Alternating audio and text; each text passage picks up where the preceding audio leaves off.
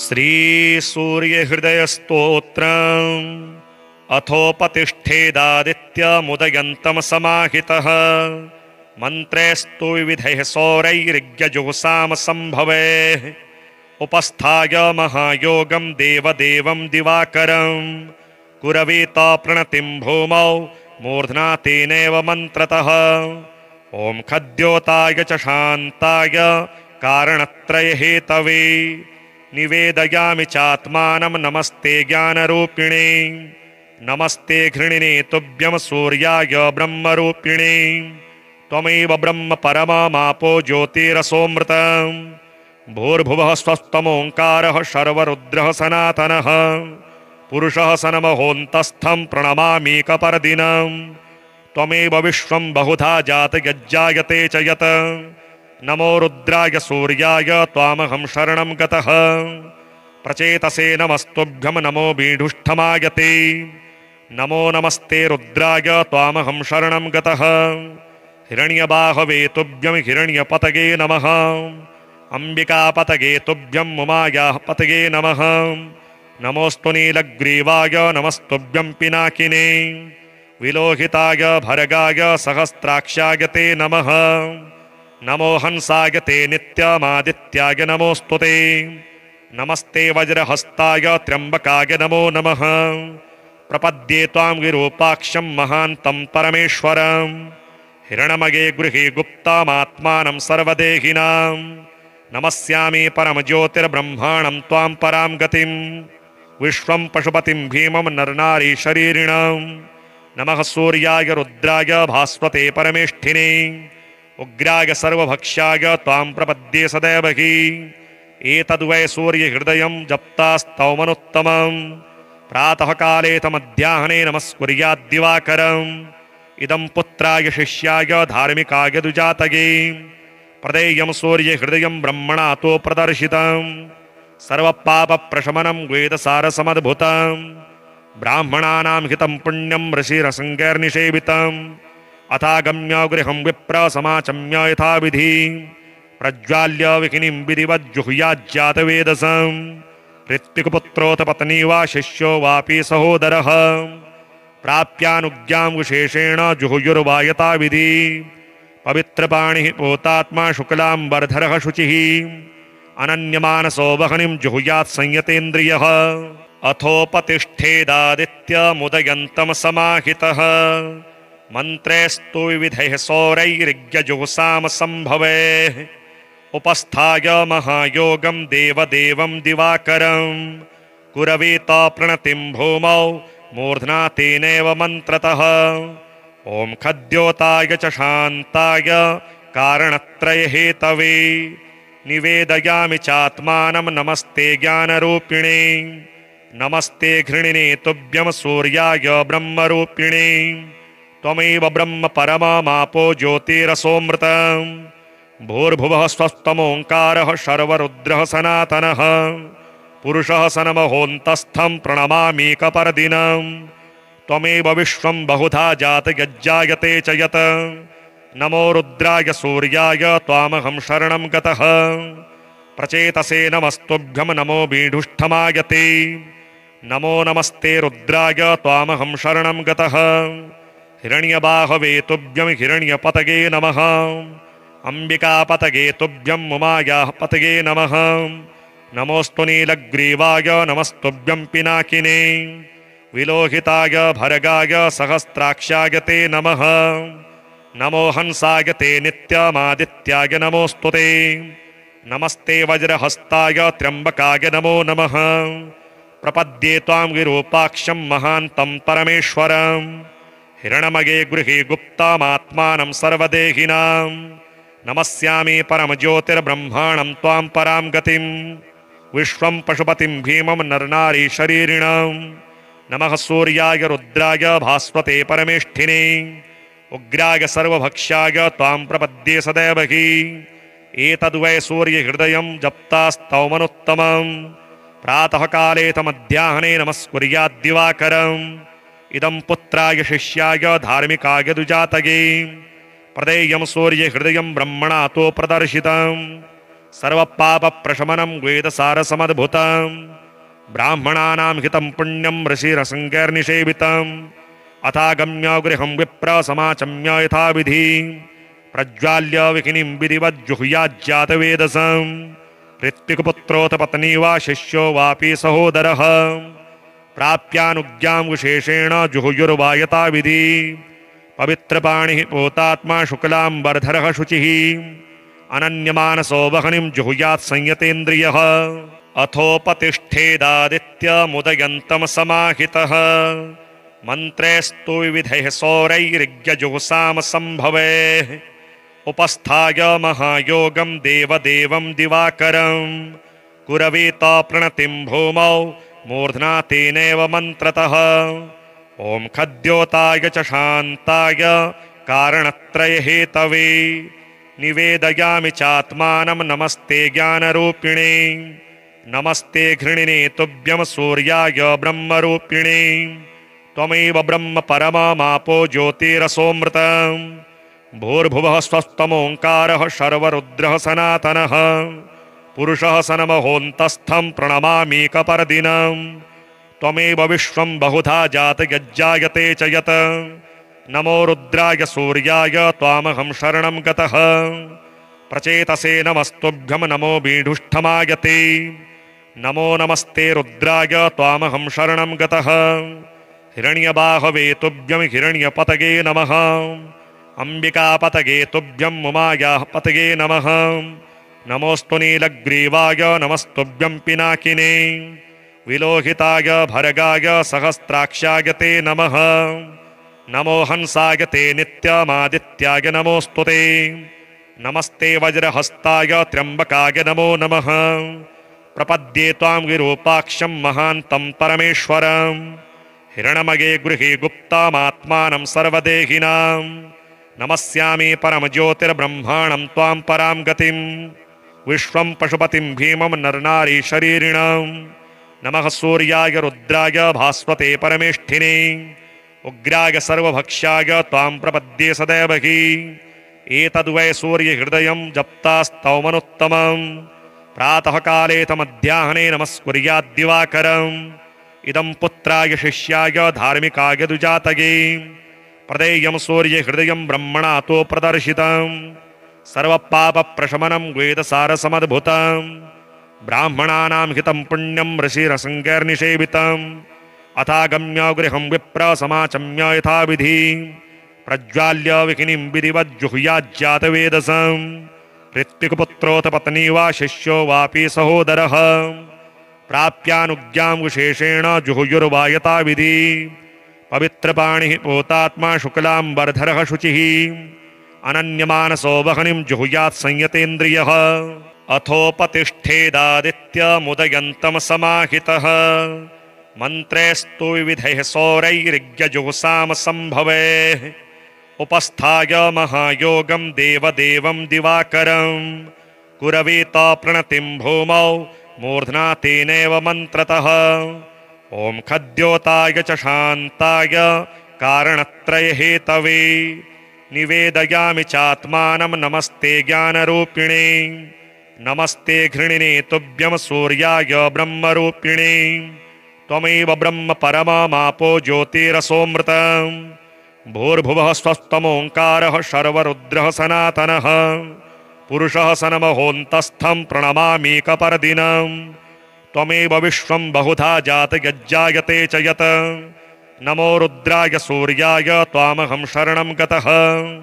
प्रचेतसे नमस्तुभ्यं नमो बीढुष्ठमायते नमो नमस्ते रुद्राय त्वामहं शरणं गतः हिरण्यबाहवे तुभ्यं हिरण्यपतगे नमः अंबिकापतगे तुभ्यं उमायाः पतगे नमः नमोऽस्तु नीलग्रीवाय नमस्तुभ्यं पिनाकिने विलोहिताय भर्गाय सहस्राक्षाय ते नमः नमो हंसाय ते नित्यमादित्याय नमोऽस्तु ते नमस्ते वज्रहस्ताय त्र्यम्बकाय नमो नमः प्रपद्ये त्वां विरूपाक्षं महान्तं परमेश्वरम् हिरणमये गृहे गुप्तामात्मानं सर्वदेहिनां नमस्यामि परमज्योतिर्ब्रह्माणं त्वां परां गतिं विश्वं पशुपतिं भीमं नरनारीशरीरिणां नमः सूर्याय रुद्राय भास्वते परमेष्ठिने उग्राय सर्वभक्ष्याय त्वां प्रपद्ये सदैवहि एतद्वै सूर्यहृदयं जप्तास्तौमनुत्तमं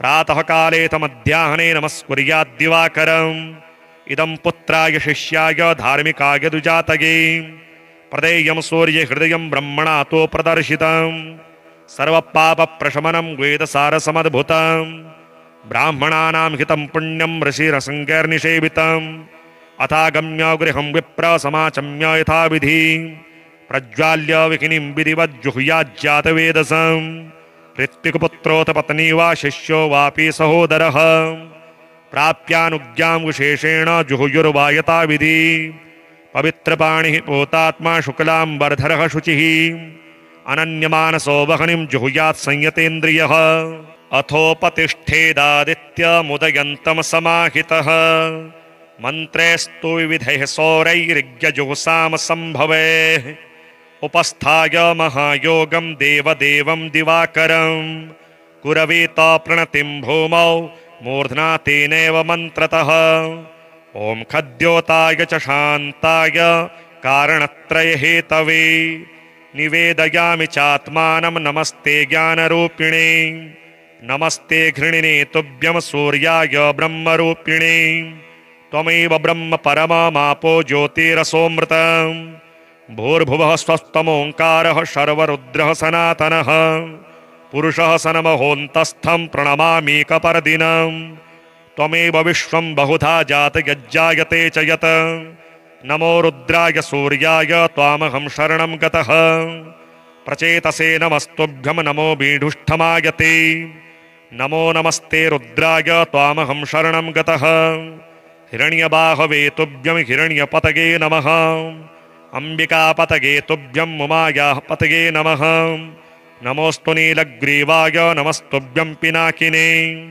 विलोहिताय भर्गाय सहस्राक्षाय ते नमः नमो हंसाय ते नित्यमादित्याय नमोऽस्तु ते नमस्ते वज्रहस्ताय त्र्यम्बकाय नमो नमः प्रपद्ये त्वां विरूपाक्षं महान्तं परमेश्वरं हिरणमये गृहे गुप्तमात्मानं सर्वदेहिनां नमस्यामि परमज्योतिर्ब्रह्माणं त्वां परां गतिं विश्वं पशुपतिं भीमं नरनारीशरीरिणां नमः सूर्याय रुद्राय भास्वते परमेष्ठिने उग्राय सर्वभक्ष्याय त्वां प्रपद्ये सदैवहि एतद्वै सूर्यहृदयं जप्तास्तौमनुत्तमं प्रातःकाले तमध्याह्ने नमस्कुर्याद्दिवाकरम् इदं पुत्राय शिष्याय धार्मिकाय दुजातये प्रदेयं सूर्यहृदयं ब्रह्मणा तो प्रदर्शितं सर्वपापप्रशमनं वेदसारसमद्भुतं ब्राह्मणानां हितं पुण्यं ऋषिरसङ्गैर्निषेवितम्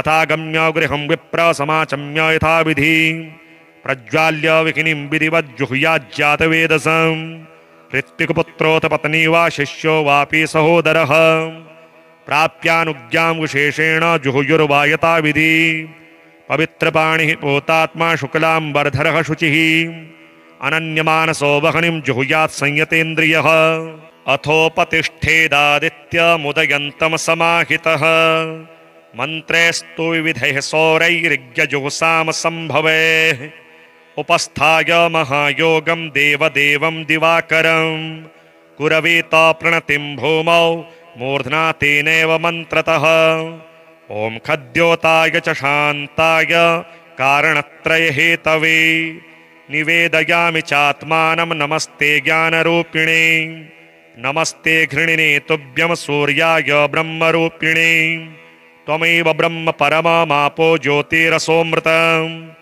भूर्भुवः स्वस्तमोङ्कारः शर्वरुद्रः सनातनः पुरुषः सनमहोऽन्तस्थं प्रणमामीकपरदिनं त्वमेव विश्वं बहुधा जातयज्जायते च यत् नमो रुद्राय सूर्याय त्वामहं शरणं गतः प्रचेतसे नमस्तुभ्यं नमो बीढुष्ठमायते नमो नमस्ते रुद्राय त्वामहं शरणं गतः हिरण्यबाहवे तुभ्यं हिरण्यपतगे नमः अम्बिकापतगे तुभ्यं उमायाः पतगे नमः नमोऽस्तु नीलग्रीवाय नमस्तुभ्यं पिनाकिने विलोहिताय भर्गाय सहस्राक्षाय ते नमः।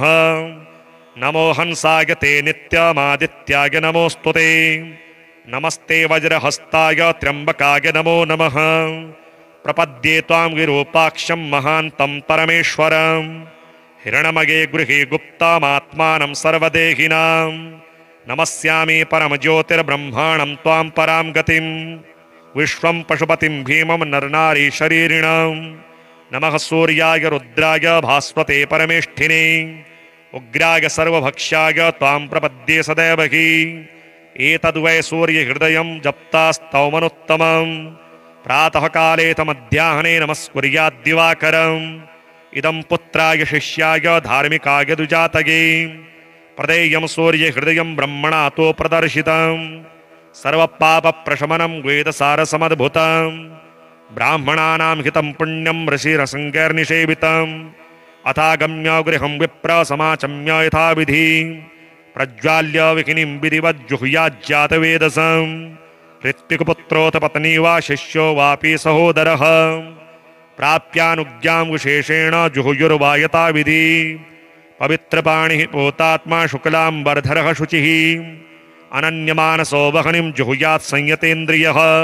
अथोपतिष्ठेदादित्यमुदयन्तं समाहितः। मन्त्रेस्तु विविधैः सौरैर्यजुहुसाम सम्भवेः। उपस्थाय महायोगं देवदेवं दिवाकरं। कुरवीत प्रणतिं भूमौ मूर्ध्ना तेनैव मन्त्रतः। ॐ खद्योताय च शान्ताय कारणत्रयहेतवे। निवेदयामि चात्मानं नमस्ते ज्ञानरूपिणे। नमस्ते घृणिने तुभ्यं सूर्याय ब्रह्मरूपिणे। त्वमेव ब्रह्म परममापो ज्योतिरसोऽमृतम्। भूर्भुवः स्वस्तमोङ्कारः शर्वरुद्रः सनातनः। पुरुषः सनमहोऽन्तस्थं प्रणमामीकपर्दिनम्। त्वमेव विश्वं बहुधा जातयज्जायते च यत्। नमो रुद्राय सूर्याय त्वामहं शरणं गतः। प्रचेतसे नमस्तुभ्यं नमो बीढुष्ठमायते। नमो नमस्ते रुद्राय त्वामहं शरणं गतः। हिरण्यबाहवे तुभ्यं हिरण्यपतगे नमः। अम्बिकापतगे तुभ्यं उमायाः पतगे नमः। नमोऽस्तु नीलग्रीवाय नमस्तुभ्यं पिनाकिने। विलोहिताय भर्गाय सहस्राक्षाय ते नमः। नमो हंसाय ते नित्यमादित्याय नमोऽस्तु ते। नमस्ते वज्रहस्ताय त्र्यम्बकाय नमो नमः। प्रपद्ये त्वां विरूपाक्षं महान्तं परमेश्वरं। हिरण्मये गृहे गुप्तमात्मानं सर्वदेहिनां। नमस्यामि परमज्योतिर्ब्रह्माणं त्वां परां गतिं। विश्वं पशुपतिं भीमं नरनारी शरीरिणं। नमः सूर्याय रुद्राय भास्वते परमेष्ठिने। उग्राय सर्वभक्ष्याय त्वां प्रपद्ये सदैव हि। एतद्वै सूर्यहृदयं जप्तास्तौमनुत्तमम्। प्रातःकाले मध्याह्ने नमस्कुर्याद्दिवाकरम्। इदं पुत्राय शिष्याय धार्मिकाय दुजातये। प्रदेयं सूर्यहृदयं ब्रह्मणा तो प्रदर्शितम्। सर्वपापप्रशमनं वेदसारसमद्भुतम्। ब्राह्मणानां हितं पुण्यं ऋषिरसङ्गैर्निषेवितम्। अथागम्य गृहं विप्र समाचम्य यथाविधि। प्रज्वाल्य विकिनीं विधिवज्जुहुयाज्जातवेदसम्। ऋत्विकपुत्रोऽथ पत्नी वा शिष्यो वापि सहोदरः। प्राप्यानुज्ञां विशेषेण जुहुयुर्वा यथाविधि। पवित्रपाणिः पोतात्मा शुक्लाम्बरधरः शुचिः। अनन्यमानसो वह्निं जुहुयात् संयतेन्द्रियः। अथोपतिष्ठेदादित्यमुदयन्तं समाहितः। मन्त्रेस्तु विविधैः सौरैर्यजुहुसाम सम्भवेः। उपस्थाय महायोगं देवदेवं दिवाकरं। कुरवीत प्रणतिं भूमौ मूर्ध्ना तेनैव मन्त्रतः। ॐ खद्योताय च शान्ताय कारणत्रयहेतवे। निवेदयामि चात्मानं नमस्ते ज्ञानरूपिणे। नमस्ते घृणिने तुभ्यं सूर्याय ब्रह्मरूपिणे। त्वमेव ब्रह्म परममापो ज्योतिरसोऽमृतम्। भूर्भुवः स्वस्तमोङ्कारः शर्वरुद्रः सनातनः। पुरुषः सनमहोऽन्तस्थं प्रणमामीकपर्दिनम्।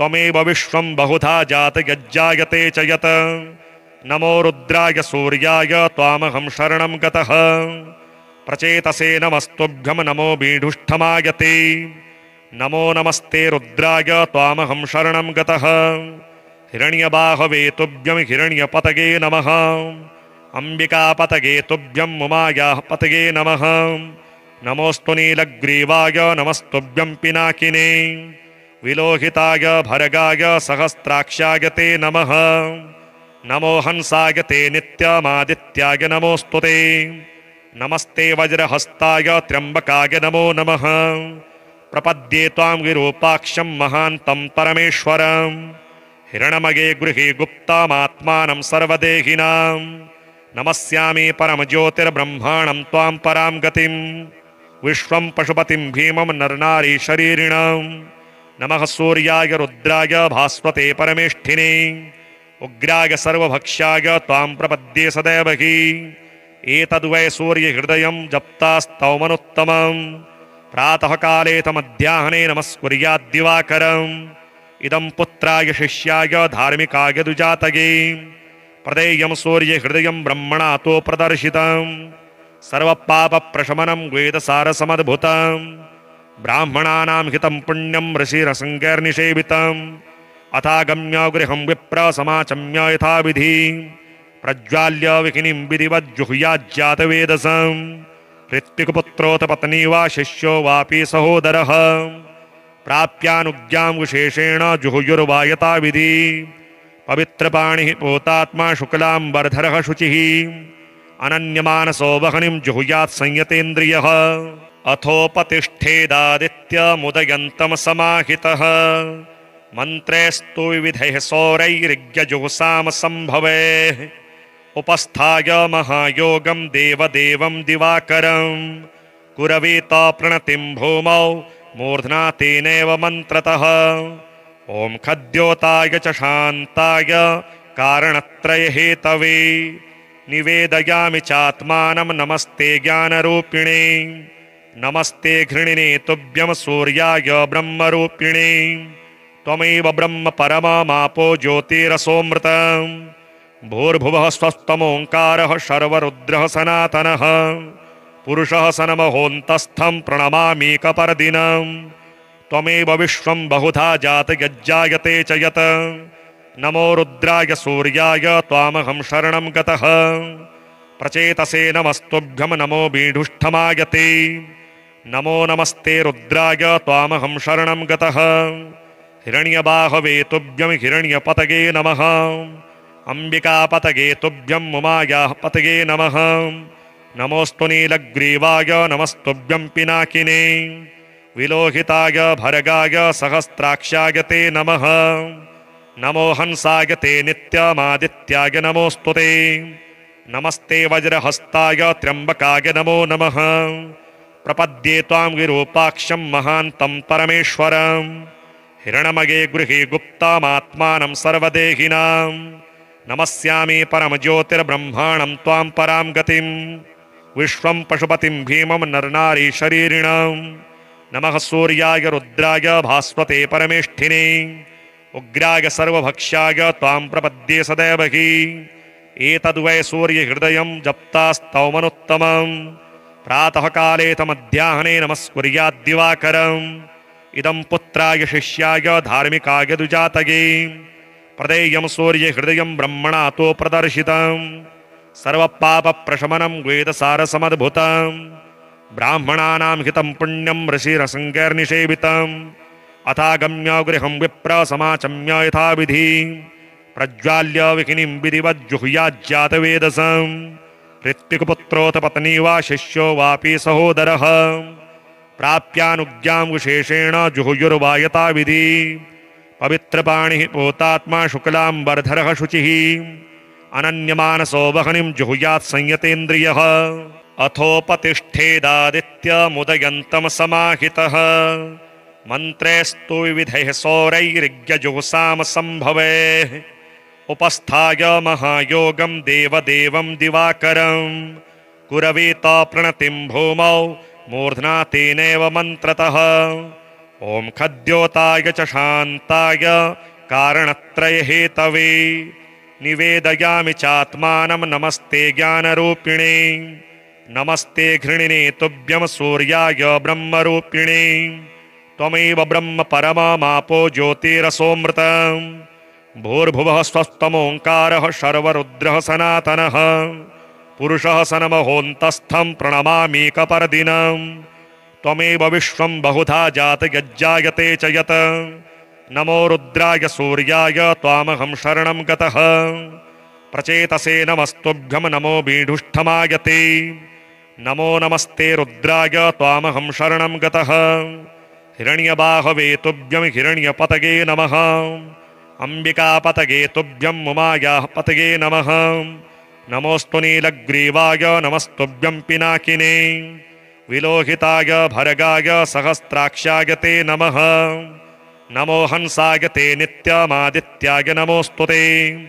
नमस्ते वज्रहस्ताय त्र्यम्बकाय नमो नमः प्रपद्ये त्वां विरूपाक्षं महान्तं परमेश्वरम् हिरण्मये गृहे गुप्तामात्मानं सर्वदेहिनां नमस्यामि परमज्योतिर्ब्रह्माणं त्वां परां गतिं विश्वं पशुपतिं भीमं नरनारी शरीरिणां नमः सूर्याय रुद्राय भास्वते परमेष्ठिने उग्राय सर्वभक्ष्याय त्वां प्रपद्ये सदैव हि एतद्वै सूर्यहृदयं जप्तास्तौमनुत्तमम् प्रातःकाले तमध्याह्ने नमस्कुर्याद्दिवाकरम् इदं पुत्राय शिष्याय धार्मिकाय दुजातये प्रदेयं सूर्यहृदयं ब्रह्मणा तो प्रदर्शितं सर्वपापप्रशमनं वेदसारसमद्भुतं ब्राह्मणानां हितं पुण्यं ऋषिरसङ्गैर्निषेवितम् अथागम्य गृहं विप्र समाचम्य यथाविधि प्रज्वाल्य विकिनीं विधिवज्जुहुयाज्जातवेदसं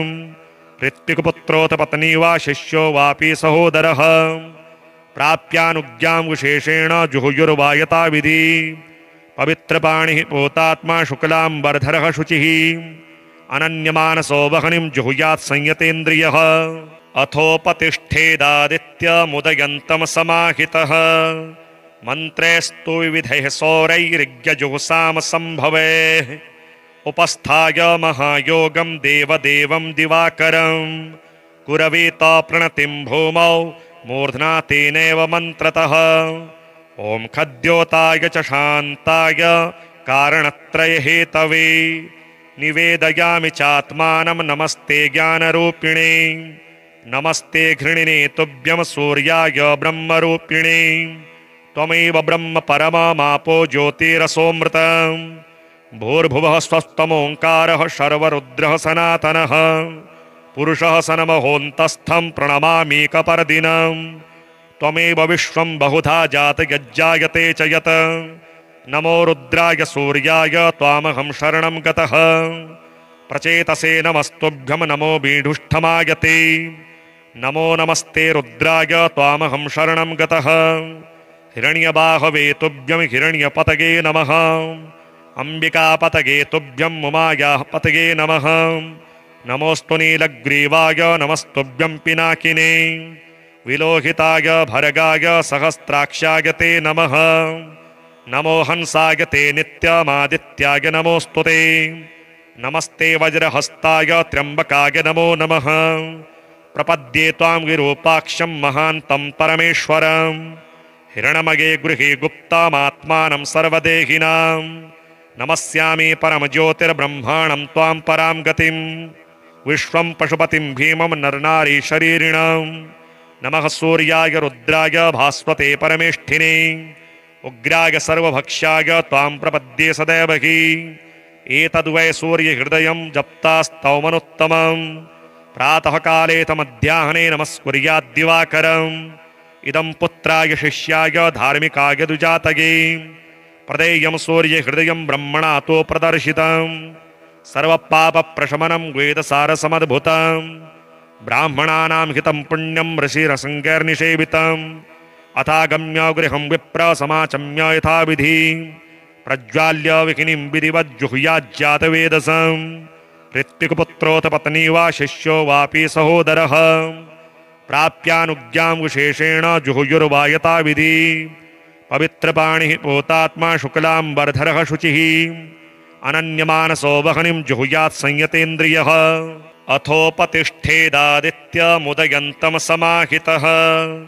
मन्त्रेस्तु विविधैः सौरैर्यजुहुसाम सम्भवेः उपस्थाय महायोगं देवदेवं दिवाकरं कुरवीत प्रणतिं भूमौ मूर्ध्ना तेनैव मन्त्रतः ॐ खद्योताय च शान्ताय कारणत्रयहेतवे निवेदयामि चात्मानं नमस्ते ज्ञानरूपिणे नमस्ते घृणिने तुभ्यं सूर्याय ब्रह्मरूपिणे त्वमेव ब्रह्म परममापो ज्योतिरसोऽमृतम् भूर्भुवः स्वस्तमोङ्कारः शर्वरुद्रः सनातनः पुरुषः सनमहोऽन्तस्थं प्रणमामीकपरदिनम् त्वमेव विश्वं बहुधा जातयज्जायते च यत् नमो रुद्राय सूर्याय त्वामहं शरणं गतः प्रचेतसे नमस्तुभ्यं नमो बीढुष्ठमायते नमो नमस्ते रुद्राय त्वामहं शरणं गतः हिरण्यबाहवे तुभ्यं हिरण्यपतगे नमः अंबिकापतगे तुभ्यं उमायाः पतगे नमः नमोऽस्तु नीलग्रीवाय नमस्तुभ्यं पिनाकिने विलोहिताय भर्गाय सहस्राक्षाय ते नमः नमो हंसाय ते नित्यमादित्याय नमोऽस्तु ते नमस्ते वज्रहस्ताय त्र्यम्बकाय नमो नमः प्रपद्ये त्वां विरूपाक्षं महान्तं परमेश्वरं हिरण्मये गृहे गुप्तमात्मानं सर्वदेहिनां नमस्यामि परमज्योतिर्ब्रह्माणं त्वां परां गतिं विश्वं पशुपतिं भीमं नरनारी शरीरिणां नमः सूर्याय रुद्राय भास्वते परमेष्ठिने उग्राय सर्वभक्ष्याय त्वां प्रपद्ये सदैव हि एतद्वै सूर्यहृदयं जप्तास्तौमनुत्तमम् प्रातःकाले तमध्याह्ने नमस्कुर्याद्दिवाकरम् इदं पुत्राय शिष्याय धार्मिकाय दुजातये प्रदेयं सूर्यहृदयं ब्रह्मणा तो प्रदर्शितम् सर्वपापप्रशमनं वेदसारसमद्भुतम् ब्राह्मणानां हितं पुण्यं ऋषिरसङ्गैर्निषेवितम् अथागम्य गृहं विप्र समाचम्य यथाविधि प्रज्वाल्य विकिनीं विधिवज्जुहुयाज्जातवेदसं ऋत्विकपुत्रोऽथ पत्नी वा शिष्यो वापि सहोदरः प्राप्यानुज्ञां विशेषेण जुहुयुर्वा यथाविधि पवित्रपाणिः पूतात्मा शुक्लाम्बरधरः शुचिः अनन्यमानसो वह्निं जुहुयात् संयतेन्द्रियः